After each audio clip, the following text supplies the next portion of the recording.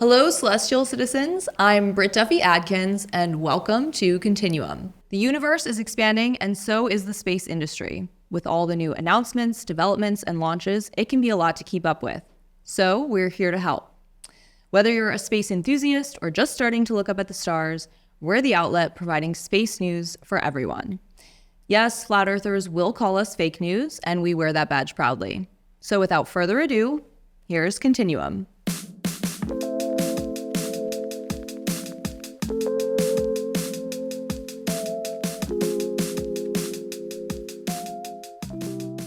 Today, we're joined by Tony DiBernardo. Tony, I missed you. I missed you too. But But Helen did great. I really enjoyed watching. Helen did awesome, yeah. But it's good to have you back on the show. Yeah, thank you. Yeah. It's great to be here. And we have special guest, Nick Orenstein from HStar Space. Nick is a co-founder and want to make sure I get this right, Chief of Human Spaceflight at HStar Space, which is a very cool title, by the way. And HStar Space is building rapidly and fully reusable heavy rockets. So Nick, thanks for being here. Yeah, thanks for having me. Just really happy to be here and happy to talk about space and all my experiences and have a lot of fun. Awesome.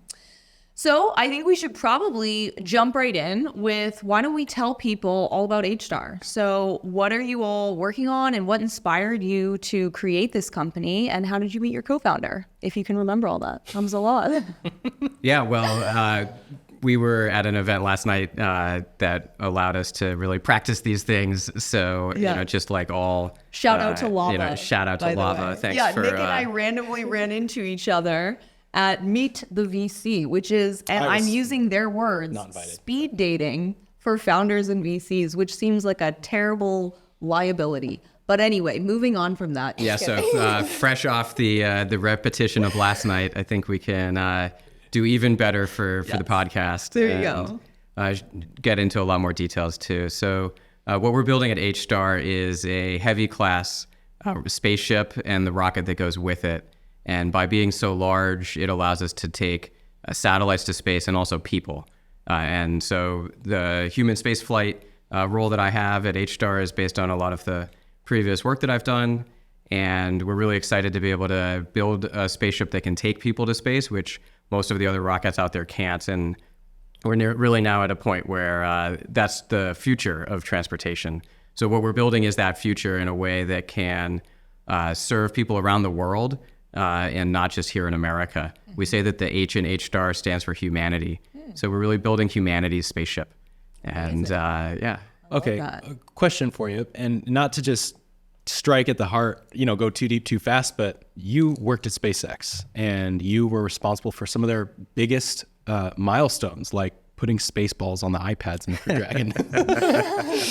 No, but for real, he did do that, which is hilarious. But for real, you worked at SpaceX, and now you are the founder of your own company that is doing similar things that SpaceX is doing. So what led you to the decision to say, I can do this better, or I can do this in my way, and that might be better? Yeah, well, what I did at SpaceX was I was a crew equipment engineer and also had a lot of activities with the crew operations. So I spent 6.5 years working with astronauts directly, whether that was NASA's astronauts or the inspiration for private citizens that went to space. Oh, cool. And they were the ones who got to watch Spaceballs. The NASA astronauts took naps at the time where we gave movies to the private guys. We've done this before. We know we need to sleep when the baby sleeps. Yeah. And Said by a parent. And so what I was doing there for all these years was really with a team of people looking after the people in the spaceship. And what I found was that there could be a company, HStar is doing this, that was really guided by being a human spaceflight company, where the focus of the customers, the focus of the type of vehicle we build is around people going to live and work in space and not just travel in space. And what ended up happening at SpaceX, at least from my perspective, was a company built around vehicle engineering and building certain vehicles that met the needs of what SpaceX has found to be its focuses. And their focuses have always been based around Mars. Yeah. And that's what I went to go work there for in the first place. I had done a lot of work out in the Mars Desert Research Station in Utah. Oh, dude, I went there too. It was really cool. I was practicing for Mars and had a great time with 2 different crews, and I still have dreams of going to the real place, but we'll see, if I can still be around for that. Yeah. So SpaceX, is getting even closer to that now with Starship, and what they're doing is leaving behind Earth orbit and seeing that really as a distraction. I started to notice that when I was there, but the industry is now noticing that even more. Customers are telling our company that they are really happy that we're out there offering additional opportunities for heavy launch because SpaceX is treating them like a distraction. Which, to be fair, is for those goals that they have. Exactly. So it's perfectly fine. Exactly. And so what we see is that there is a way to take the customers SpaceX doesn't want rather than the ones they do. You can kind of turn a distraction into an opportunity to just care for people in an area that they really want to be cared for. Yeah. That's cool. Yeah, I left, with good memories and saying thank you on the last day and, all positive mindset. So did the other colleagues of mine who were former SpaceXers. So none of us left SpaceX to go build this thing. We actually were pulled together by my co-founder Enzo, who is a bit of an outsider who came from France with a dream and a vision to create a heavy launch company with all of the multi-purpose capabilities that HStar has. And he did through a bunch of great charisma and good ideas and, American entrepreneurial go-getter attitude, banded together, sit before me several board members who are tycoons of the industry. And one of them was a mentor of mine at SpaceX. And so through that, we realized that there was a great opportunity to build a fast follower and something else to go out to space in. Yeah, that's amazing. Yeah, and I want to ask, obviously, I don't want to focus too much on SpaceX. I want to focus on HStar. Moving forward, like your guys' main capabilities, what is it going to look like in 10 years when I think of HStar? Is it going to be, space tourism where me and 200 of my friends can go up for a reasonable price and go in orbit for a little bit? Is it going to be taking us to a space hotel? Is it just for transport? Like, what's your idea of kind of the main capabilities? Yeah, we're building a multi-purpose spaceship, and what that allows us to do is take 3 different kinds of customers to space routinely, even on the same mission. And those are satellites to orbit, passengers for travel, and cargo delivery. And passengers is really back to the human spaceflight focus, our real interest in all of this. And so imagine a mission to one of these future space stations that now there's several in development, which is really exciting. So the International Space Station has only a few years left in its great arc of history. And after that, there'll be several commercial space stations. One is Axiom. They're in deep partnership with the space station already. And then there's several others that have cool designs for partial gravity even.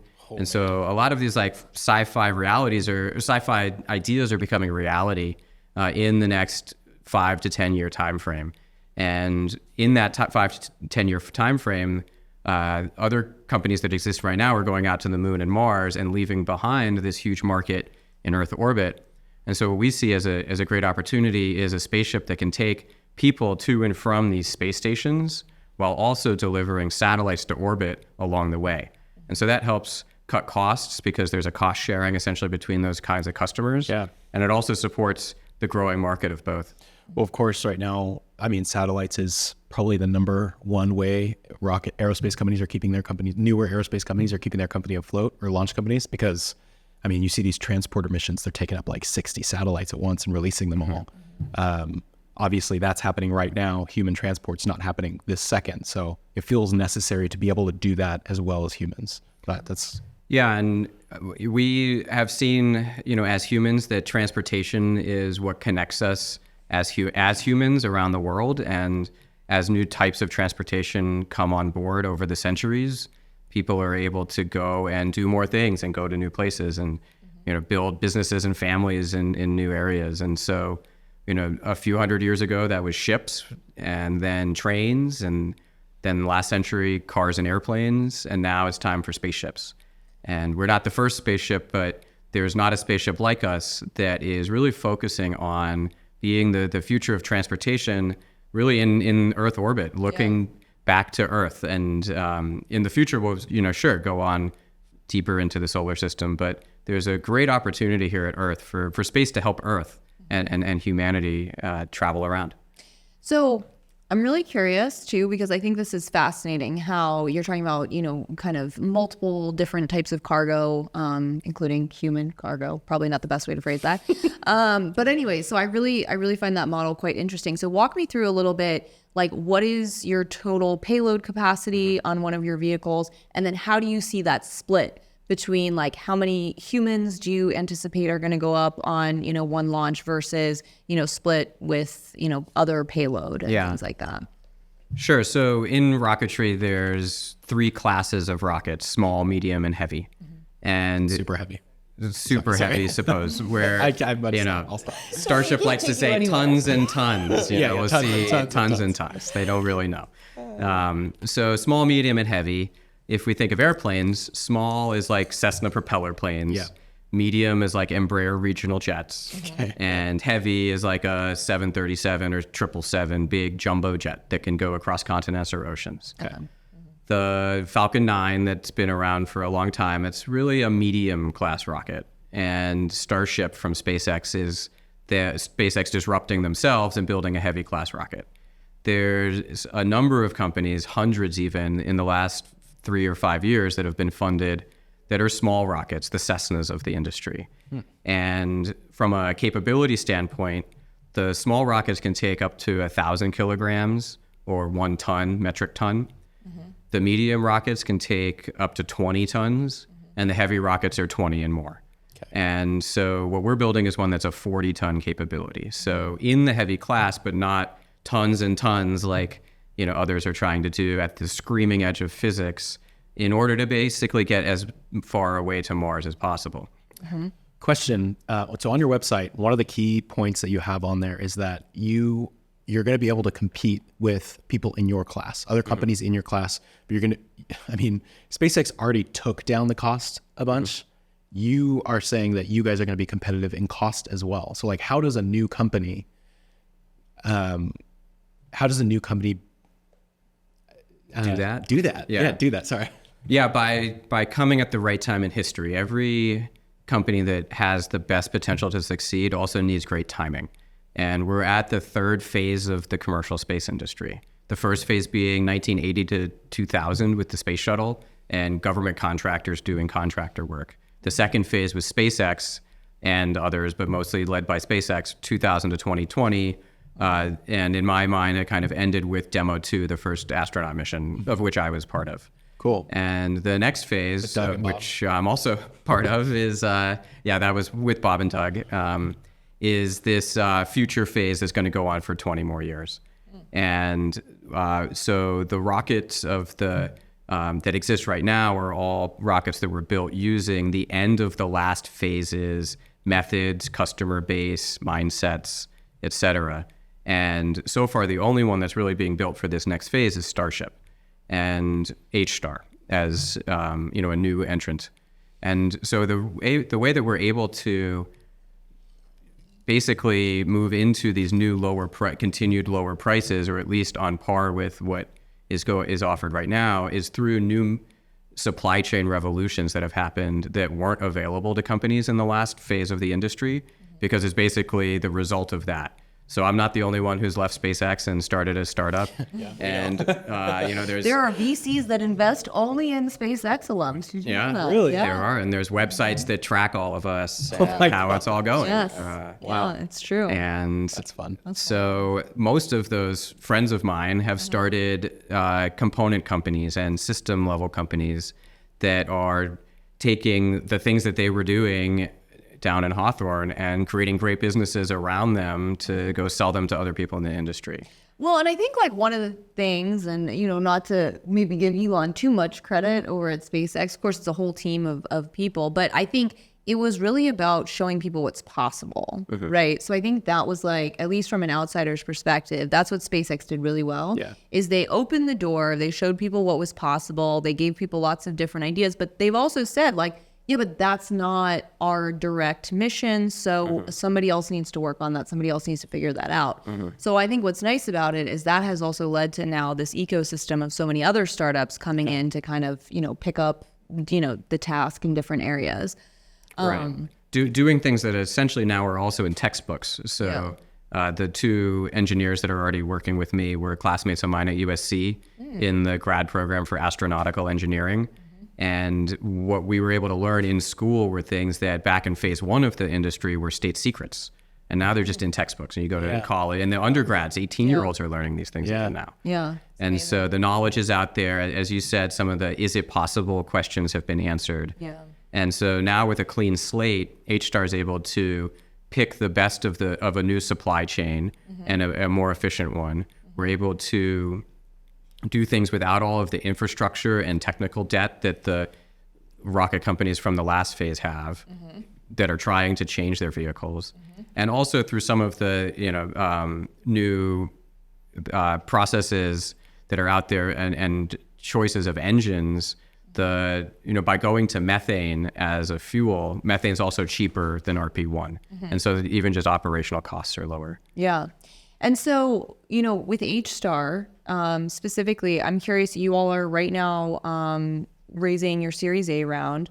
Obviously, you've must have hit a lot of milestones to get to that point alone. So could you maybe also share a few of like what those, major milestones are that you all are really happy about, and then kind of just, I don't know, tell us how you got to where you are today with the company. Yeah, today is a great time, and really happy and proud of the team that we've worked with, because only a week or two ago did we finish a whole year's worth of effort on what we Congrats. did as thanks. Yeah. It's many startups don't make it a year. Yeah. And so, not only have we made it the time, but we also met a deadline of a major technical milestone. And so now we're at a point where we have a preliminary design review of the whole system of the rocket and spaceship. And that's kind of an aerospace terminology for ways in which engineers program, plan, and eventually go through all of the development of something.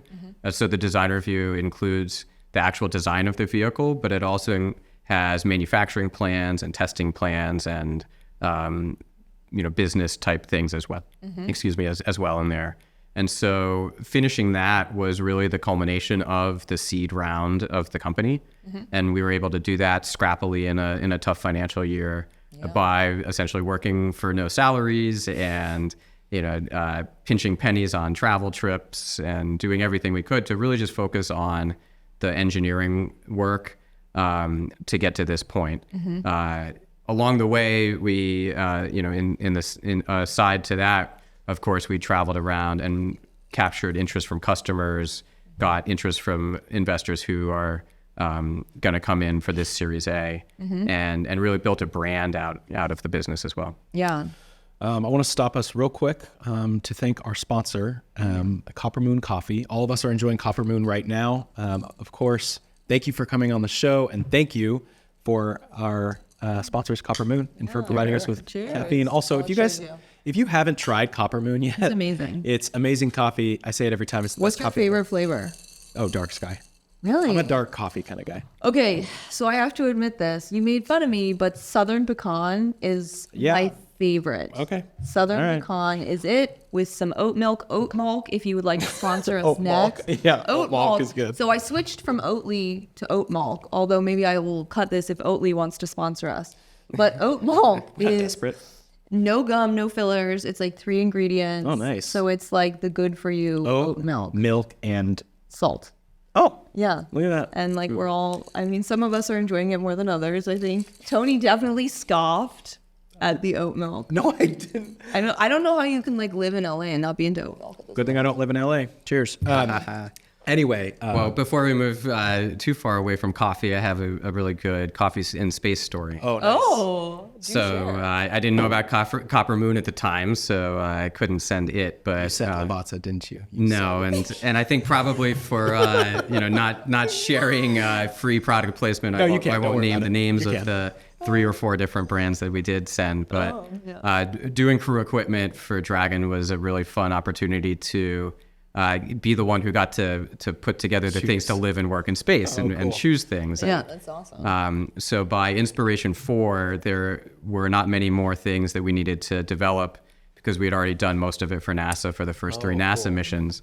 But NASA still was providing food and drinks on their missions. Oh, wow. And so for Inspiration 4, that was one of the final pieces. And so I was the food and beverage engineer. Oh, cool. What a time. For Inspiration 4. Do you use Christopher Eddy's espresso canister that you made? We did send one of those up to space. Oh, nice. Yeah, Okay, and they're cool. really cool. Like they're not cheap, but we reached out to the company that made those coffee mugs. Margo Tech or something like that? Whatever. And sent those. But Were you in the documentary? Did you get featured? Because I feel like I was on B I know. footage. I was filmed and then on the cutting room floor. But there is a quick scene where they're doing the food taste testing, and Haley makes a barfy face because they didn't really like the first choice of things that we had offered them because it was That's all why like you wound up on the camping cutting room food. floor. That's fine. And, but so then as a result of that, what we did, back to like customer experience and where, one of the lessons that I learned of the need to have great, astronaut customer experience is more than the vehicle. It's really about who's inside it. Yeah. Is they pushed for 2 things, cold pizza and coffee. They wanted cold pizza. They wanted I remember cold that from pizza the and coffee. documentary. Yeah. And so I had to make a space cooler because we didn't have any electricity. And Yeti wasn't good enough, so we got all the like special foams that You hear that, SpaceX Yeti? had. You weren't good enough. Good enough for one day, but not for 4. Yeah, no way. And so we had to find a way to keep things, according to food services, like below 41 Fahrenheit for days so that people wouldn't get sick. Wow. Yeah. And so built a specialty space cooler, and in it were like these lunch boxes that we've basically found online, these like kids lunch boxes that passed all of the stress and like destructive tests. Wait, okay, I need to know what brand those were. I can't say. Because I will tell you, my kids put their lunchboxes through their faces. The ringer. So I need like the SpaceX tested. So I could have been a millionaire on YouTube if I had been able to show videos of all of these fun product tests that I had. He's like, the one that actually worked it was actually a collaboration between My Little Pony and Paw Patrol. That was the one. So That's amazing. What a cool story. Well, and correct me if I'm wrong, but Dr. Cyan Proctor's on your advisory board. she is, from getting to know her on Inspiration 4. Wow, what a cool full circle and so moment. That's awesome. Yeah, and so in order to keep the cold pizza frozen, the iced coffee that we had started frozen. And so we didn't use ice packs. We used the coffee as ice packs. Nice. That's smart. That's Ingenious Nice. method. Well, we'll convey this to Copper Moon and make sure they get on the next mission. Yeah. Well, our people will but talk to anyway. more people. Anyway, Yeah, good job on the sponsor. question for you. Obviously, that's all I'm doing is asking you questions. So back to, obviously, from being a food and beverage engineer to starting your own or co-founding HStar. You guys have worked for 1 year, which in aerospace, you're new. Right. And so, not to say that in a negative light, but you've done so much hard work. You have a long road ahead of you. Everything that you just told us about, like getting people, satellites, and cargo and everything up to space. Things go right, things go wrong. What's the current timeline? Like when do you think we will see? This is a guess. You're a year in, but you know what I mean. What's your guys' goal? Yeah, the targets are 3 timelines: 5, 8, and 10 years. Okay. So the 5-year timeline would be first launch. Okay. And ideally, that's the first customer launch, and before So you want that, successful non-human launches before? Yeah, so that'll be with satellites. And before that, we'll have several qualification test launches where we get to orbit without a paying customer on it. Sure, just to take readings and see how everything Yeah, and to make sure that we don't blow up a person's satellite. Yeah. Which it would be okay to blow our own thing up as a test, but to then lose someone else's satellite is something we don't want to do until we know that. Yeah, we won't launch until we know that it won't happen. I want to just cut in real quick. I want you to finish that question. But does that mentality of like fuck around and find out from SpaceX, does that follow you to other companies? I know that doesn't encompass all of you, but obviously that's how that company was run. So do you bring any of that attitude to HStar or not really? Well, I had a rule at SpaceX that. on the spot. Well, I just want to know, like, you know, it's just- more of a personal question. Yeah, like, do you no, bring that? jokingly, I had a rule at SpaceX that there were no rules except for don't fuck up. Okay. And so I would say that even SpaceX doesn't fuck around and find out. Sure. It's all like process driven. Oh yeah, it's only the outward view of it is fuck around and find out because they're blowing you know, shit up every day. yeah. But yeah, okay. But of course, rocket engineers and rocket scientists were all the kids who played with fire and were good at it. So we like to do that. You know, Yeah. Don't get me wrong. So yeah, that mindset for sure pushes forward, and the test it mindset rather than you know, a term that gets thrown around, analysis paralysis. Right. And Because so that's it the is- last tier. That's the last epoch of Yeah, so that was 1980 to 2000, 2000 to 2020. SpaceX test everything. And what we're doing in a lot of ways, you know, one of our core principles is flexibility, is rolling it back just a little bit and finding a happy middle. So there's a happy middle to a lot of different design spaces. One is, what is the payload that we're taking? We're not going to be on the screaming edge. We're going to roll it back and find a happy middle. Another is on testing. We're going to certainly lead with the test first approach, but with some of the team that we've already brought on and some of the partners that we're talking with for the future that have great analysis capabilities, we don't want to eliminate analysis from what we do the way there was before. So we're finding a new happy middle on a lot of this. Yeah. But yeah, definitely test it and test it and test it again. Yeah, and for the record, for anyone listening and for you as well, I don't actually believe that every engineer is having that mindset. I know that there are such talented and prepared and intelligent and experienced engineers behind those F around and find out. But to the general population, you're blowing stuff up. But it works. We don't see all the readings you guys No, take. and that's the way to do it. Like I was the headlight engineer, and we had to check like, are they waterproof? And the best way to do that was to fill up a trash can full of water and dunk the headlight, and just spend an hour dunking it and taking it out and seeing, does this thing leak? Like you can look at it all you want, read the specs all you want, but you got to just do the thing. Just got to launch it. Yeah. See. And yeah. So going back to, okay, Yeah, so the timeline. 5, 8, and 10. Yeah. Sure. So 5 years gets a satellite to space. Yep. And then 8 years for human space flight. Okay. And we'll start the human space flight efforts in parallel before the first satellite launch. But really it's get satellites going and then people. And once that happens, then we're going to be able to expand out our fleet and expand out to other countries. We have a global presence plan that allows us to launch from every continent, which also separates us All these launch wow. cadences and things like that. by creating spaceports around the world. So that by 10 years, we can be at full-scale operations as a profitable business that's launching our fleet of rockets and spaceships from around the world. And I'm going to ask you a really impossible question that you're probably not going to like, but do you have any idea of like when you start launching humans, what a ticket price is going to be? Yeah, that's a big part of what we're already modeling right now and planning for is $20 million per person. Okay. And so to give some perspective on that, it is... Is that there and back? There and back. Well, no, that's a good question. It depends on how long the layover is. You And that is, as an aside, it's a good question because if you think of these future space stations where people want to spend weeks or months up there, right now Dragon docks a Dragon to the space station the whole time, and the people go down in the same vehicle they came up in. And that's the model that we're starting with, and that's the round trip cost. Yeah. But in the future, it would be interesting to see if it's a one-way cost kind of a thing where you stay take for a month and I take and then you vehicle take a back. different vehicle back so that the vehicle doesn't have to dock there the whole time. Yeah. But you need rapid response capabilities for emergencies and stuff like that. So Could you imagine in like 30 years, you're like booking your flight on booking. I don't know, whatever it's called.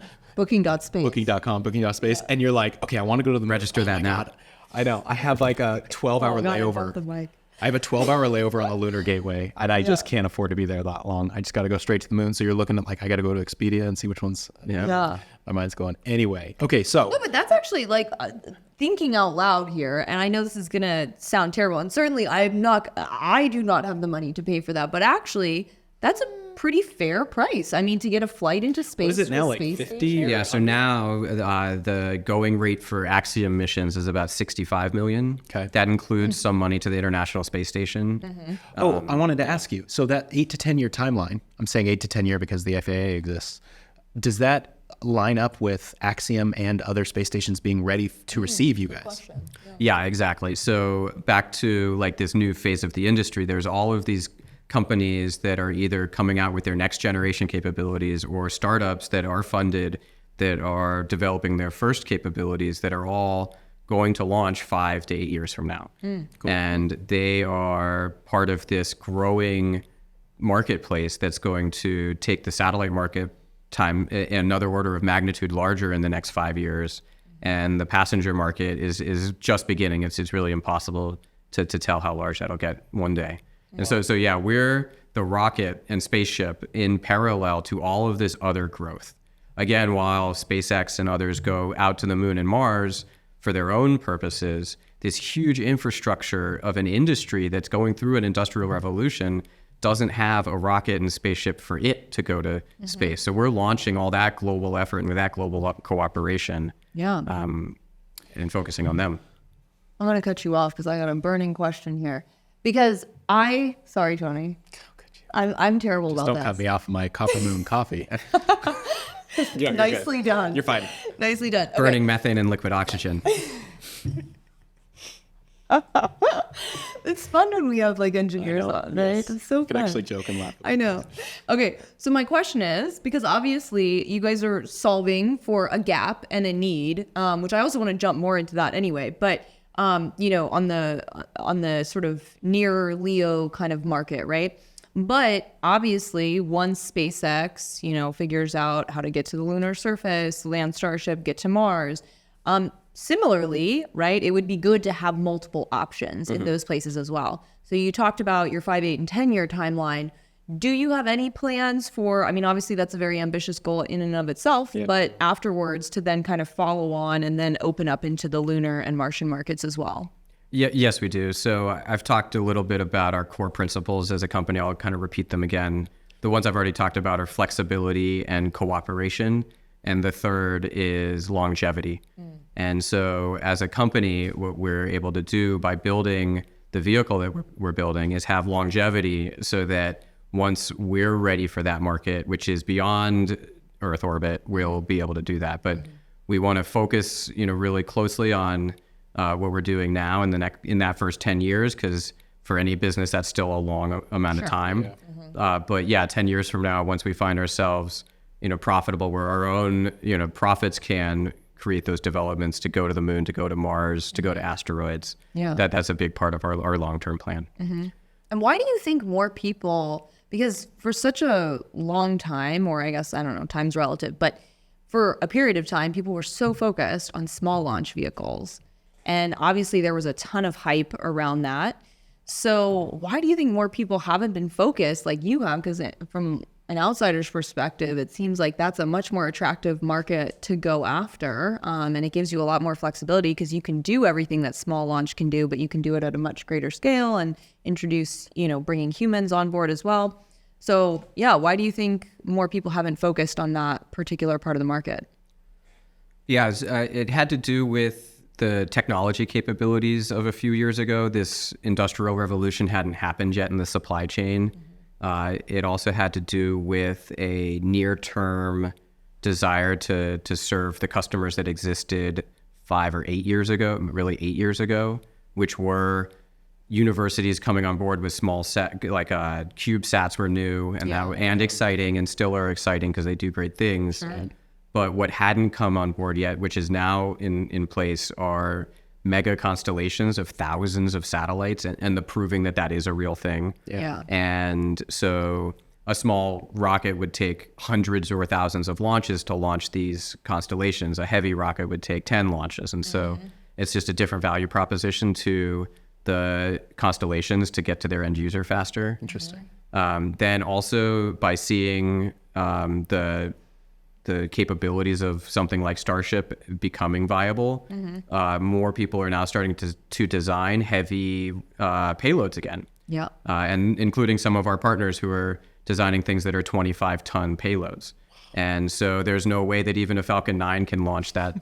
I would take a Falcon Heavy of which, that's eventually going to kind of get deprecated. Yeah. Yeah. I mean, it only took one time of me seeing JWST having to fold up into like a tiny origami to realize that eventually we're going to need heavier launch. You know what I mean? Well, with that, you bring up another really important point, which is it's more than just mass, it's volume. Yeah. And so the future of a lot of this infrastructure space is volume limited by the small vehicles. Interesting. Great point, Tony. He's brilliant in this one over here. Okay, I want to move on to another segment, but I want to ask you 2 more questions. Sure. One is my favorite thing to ask, and it's the hardest to answer a lot of the times. We've got a lot of problems here on Earth. Mm-hmm. Why are you building a space company right now? Yeah, well, the money spent in space is not literally put into a rocket and sent to space. It's not a one-way trip. No, for the money. The money is spent on Earth, on jobs for people here on Earth. And one of the things that we're doing, also in work with a trade association that we've created to represent underrepresented people in the industry and provide jobs for them, is to show that the space industry is a great new future of economic development for the world, and not just for the US. And so that's something that I think has been missed in the past that can really be focused on in the future. That and also, like I've been saying, with our focus on sending things to Earth orbit, we're really a company driven by serving Earth. And so the satellites that go up to space in the next few years will be for communication improvements, for observation around weather and commerce, and things that really help people here on Earth. It's not joyrides, it's not going off into the great unknown, but it's serving the cooperative mission that's at the core of HStar, where we say the H is for humanity. Yeah. And we're building humanity's spaceship. Yeah, I don't think people realize that even when they see a Falcon 9 go up or any of these with all these satellites, to them it's just government contracts, but to us, we know that all the good that those satellites do, like, you know, the Hawaii fires or the hurricanes or any of these natural disasters. GPS in all of our phones. And yeah, exactly. So that's wicked. Yeah. Okay, well, before we move on to our next segment, is there anything about HStar that we didn't get a chance to ask about that you feel like needs to be said? It's more than just me. You know, it's a great team of people. Really proud of the team that we've put together in just a year, and then the scrappy work that we've all done together to build something really big. So yeah, just a shout out to the team. And where can people go to learn more about HStar? Yeah, we have a website, hstarspace.com, but most of our active news and updates are on our LinkedIn page. And so check out HStar Space on LinkedIn. Do you want to say anything else, or should I just jump into No, I think let's jump in. We're still in We the spent a lot of time talking about rockets, but that was fascinating. I that really was super enjoyed that conversation. Yeah, I didn't want to stop it. I'm like, we have more. I know, and now all of our like space enthusiasts are gonna be like, oh, they're doing like the stupid segments. yeah, but you know, we got to do it. All Okay. right, you want to lead? Yeah, we got like 5 minutes left. So should I just do Would You Rather? Or Yeah. Should I do a new game? You pick. You made them. All right. You pick. Next, we're going to do a fun segment. And I couldn't think of a better name, so it's called the Cosmic Word Warp Challenge. And I'm going to need your guys' help for this one. I did not tell you this was going to happen. All right, so here's what's going to do. Here's what's going to happen. Welcome to the Cosmic Word Warp Challenge. I had to practice, okay? The ultimate wordplay game that will test your creativity and, I didn't write the second point, relevance and knowledge in the space industry. In this game, we will warp words and phrases into cosmic creations that are out of this world. Ding. Okay, here's how we're going to play. I'm going to list off space terms, random things, companies, things like, you know, NASA, galaxy, black hole, SpaceX, rocket, things like that. And I need you to rename them to be more fun and to more accurately reflect what they've become. Okay, I'm ready. Sound good? So here's what we're going to do. I'm going to say the word. You guys are each going to think of a word, and we are going to vote on which one is better. Oh. Sound good? Yeah, and no AI is going to be included. No AI is going to be included. Human writing. So, for example, like if I say black hole, you could say something dumb and uncreative like galactic vortex, or something Abyss, witty like Calcutta my spaghetti, or St. Anthony's abyss. Yeah, something like that. Spaghettification. Yeah, that is related to black Feel hole. me? I had some time to think about it, and you won't have time. Okay, So we won't have time. I haven't seen these. all right, you have not seen. I'm not even ready. Yeah. Oh. Oh, great. Pencils down. We're going to start with the obvious one. Sorry, I know I said I wasn't going to say too much. Okay, go ahead. SpaceX. Think of a new name for SpaceX. And I'll cut out the dead silence, obviously. Big fucking space company? I don't know. Nice. Okay. It's not all about Elon. There you go. Okay, nice. So big fucking space company or rocket company, is that what you said? Yeah. BFRC? Yeah. Or it's not all about Elon. Tim? A BFRC. BFRC. Okay. I feel like I can order that from El Pollo Loco. Okay, anyway, next one. Next one is Blue Origin. Company created by a man who looks like the guy from Contact. Whoa. Nice, Brett.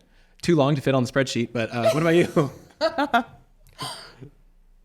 Rising tides lifts all ships, but they're not rising with the tide.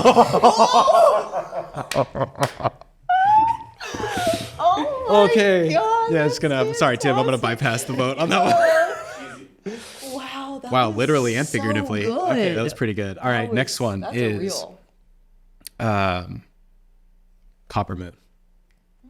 We do love the name Copper Moon, but it's part of the game. Yeah. You can go first too if you think of something. The best part of waking up. Is Folgers in your cup? Seriously? This is gonna be a layup. You say anything, it'll be better than that. Doesn't whiskey come from copper stills, not coffee? Yeah, all right. See, so Copper Moon, if you're watching this, whiskey is next for you. Yeah. Okay. Wait, they gotta vote. They gotta vote. Yeah, it's whiskey again. I lost. Okay. Yeah, that was best 2 out of 3. So we're gonna go lightning round now, and it's a quick would you rather. All right. So you can go quick. You don't have to explain any of your answers. Just in this time. Just hit. Okay. You don't have to explain any answers. Okay.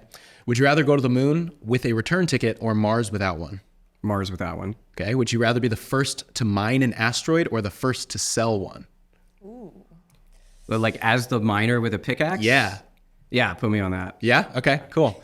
If you remember from Neil deGrasse Tyson's rendition of Cosmos, he flew around in a spaceship of the imagination where you can go anywhere you want, see anything without being affected by lack of oxygen, extreme conditions. It's like a TARDIS type thing. If you had a spaceship like that, where would you go? To another star. Any other star? Yeah, and if it had a planet, that'd be great. But yeah, just to Is there such thing as like a class H star or like a class G, right? Ooh, yeah. I don't know. Class H star? Oh my God. I did actually do exoplanet research once upon a time. I should know this, but Okay, cool. don't know. Yeah, another star. yeah, go to another star. Would you rather have the ability to communicate with intelligent extraterrestrial life or be the one to uncover the mysteries of dark matter and dark energy? Oh, extraterrestrial life. Okay, cool. I would do the opposite actually, but I respect that. If you had lunch with Elon Musk right now, your old boss, what would you ask him? It's not a would you. Why he didn't focus on the people who worked for him more. see, okay, I would ask about that photo of Amber Heard he just posted. That was messed up, right? I'm not clued in. Did Yeah, but anyone that's all else just see that? gossip. Yeah, All right, that book came out. Are you guys gonna read it? I'm gonna read it. Obviously, he's the best biography. You gonna read the Walter Isaacson book? I heard it was. I'm gonna listen to it. Not great. Walter Isaacson's like the go-to biographies, right? That's like Yeah, but someone made a great point. They were like, he started out where he did like Albert Einstein and Steve Jobs, and maybe that was a hard act to follow. Is like the punchline there. I don't know. Elon's done a lot of really obviously amazing things for the space industry and the automotive industry, but so is Glenn Shotwell. Okay, Yeah, well, on my last day at SpaceX, I wrote him an email that said thank you. So I left with a thank you. Just thank you. No, and like I said, THX. no, and to keep up the great things that he was doing. Yes. Okay. SpaceX is successful thanks to him, and also all the thousands of people who works for him. Personally, I'd like him to just be more focused on that, a little less focused on all the other noise. But that's my own personal. Well, we're not asking you, we're asking him. So, okay. Would you rather witness the birth of a new star? I already know the answer to this, or be part of a Mars terraforming project? The Mars terraforming. Okay. project. Wow. All right, cool. And lastly, would you rather participate in a space-themed game show? Just kidding. For a chance to win a ticket to space, Oh, or join a team of scientists working on a mission to explore a distant exoplanet? The game show to go to space. Super fun. Yeah. Right. That's all I got. all right. I got one. I think we can if we 2 minutes. Yeah, 2 okay. minutes. Okay. So this one we played before here on the show. Kiss, Marry, Kill, Space Edition. All right. You ready for this? All right. Star Wars, Star Trek, or Guardians of the Galaxy? Let's see. Kiss, marry, kill. Yeah. Kiss in Star Wars, there's Princess Leia and all of that. That's true. But that's kind of ancestral. So I'm not Luke. I'm. You're not Luke. You're Han Solo. I don't Yeah, know. okay. In that. All right, kiss Star Wars. Yeah. I guess I don't know. I actually don't like this game because I don't. You don't like Star Trek? No, the kiss, marry, kill. It's like hard to come up. Yeah, so it's like what you like. You could say what you like the least. You have to make choice. Like so yeah, so choices. it's like the thing you like the most, the thing you like the middle, and the thing you like the least. Yeah, exactly. Yeah. But it's also like, but like marry or like I don't know. I guess it depends on. These are hard. It's also like but you can kind of do with the relationship too, like the one you want to have a long-lasting relationship. Yeah. Versus like just a passing glance. The fling on the side. We all have them. Let's just be out in the open with them. Yeah, I mean, The guy not wearing his wedding ring. Hey, says the woman not wearing her wedding ring. I forgot. At least I recognized that. I did. I was like, oh my gosh, I forgot. yeah, We have issues here. Sorry. yeah. No, it's funny. It's like the one I want. The thing about Star Wars right now, though, that's kind of a kill is that they're just overdoing all of it. Yeah, there's so too maybe much. I'm just like maybe kill the things that keep going on and on and on about Star Wars. Okay. And But Star Trek definitely isn't coming out with anything new right now. But I want to marry Star Trek. Just that total like those next generation were out there for scientific exploration and the good of discovery. It really is sci-fi versus fantasy though. That's really what it is. Yeah. It's not they're not in the same category. Right. Yeah, I mean, I grew up mostly a Star Wars fan, but then when I finally saw Star Trek Next Generation, I realized that was much more in line with like how I want to see space as not just a battle. Yeah. And then Guardians of the Galaxy is like its own crazy thing. Like it's a lot of fun. It's just fun and out there. And Okay. I really want to bring peace, freedom, security, and justice to my new empire. So I'm a Star Wars fan. Anyway, next one. I like the values, Tony. Okay. SLS, Saturn V, or Starship? Kiss, marry, kill. We should have put like, what's the name of your vehicle? Actually, we never asked that. Do you have it? working titles that are still being working worked title. on. Well, that's not even fair because obviously he'd marry that. So SLS, Saturn V, Starship. Marry Saturn V because it brought Apollo to the moon. Oh, wow. Kiss Starship because Kiss SpaceX it got me goodbye. to where I am at. And I'm not the one who's going to kill SLS. It's going to kill itself. Oh yeah, true. He's not wrong. Yeah. They're getting some bad media right now. Same. Like more than normal, more than you. Okay, last one. Okay. Last one. What's a really good one? Should we do? No, don't do that one. No? We've been talking about that too much. Oh, Which one? Oh, that baby. one. That one. 10? Oh no, Tony, what are you doing? show's one. 10. Okay. The Expanse, Battlestar Galactica, or For All Mankind? Have you seen all three of those? I haven't seen Battlestar Galactica, so I'll just say kill that one because I don't know anything about I it. would say kill the other one because you haven't tried it yet. You know what I mean? Like if you already done one and you finished it, just kill it because you don't need it anymore. To be fair, The Expanse and For All Mankind, very good shows. Battlestar. Yeah, The Expanse and For All Mankind are two of the best sci-fis out The there. real question is, have you seen our reaction videos to For All Mankind? No, I have not. Can I give you just a recommendation? Battlestar Galactica is one of the best pieces of science fiction media I have seen. Original or new one? The new one. Newish. The newish one. Yeah, the newest one is, It good. is It also gives me like so real good. peak 90s vibes, which I know is super in right now, especially with Gen Z. So wild, right? Like It's really good. people love the 90s now. And so it gives peak 90s vibes. Anyway.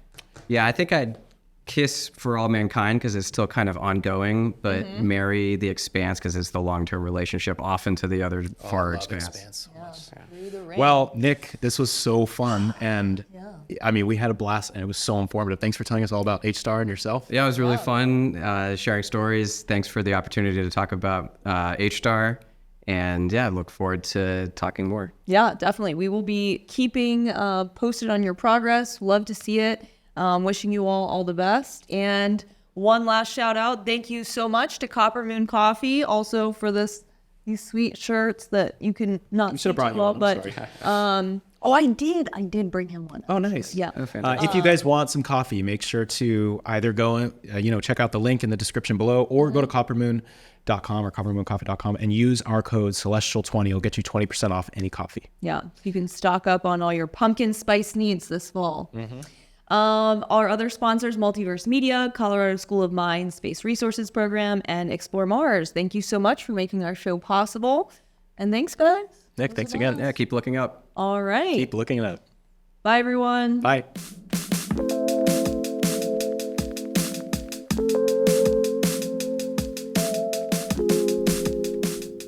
And as a reminder, if you want to check out our original features, head to our website, www.continuum-hq.com. Now, this episode was also filmed with video, so to hang out with us in the studio, head to the Celestial Citizen YouTube channel. You can also follow us on Instagram at continuum.hq and on Twitter at continuum_HQ. Don't forget to subscribe to this podcast by subscribing to the paid version of our Substack newsletter so you can stay up to date with what's going on in space. You can find links to all of these in the description of this episode, and we'll see you in 2 weeks for the next one. This is Continuum, one giant leap every other week.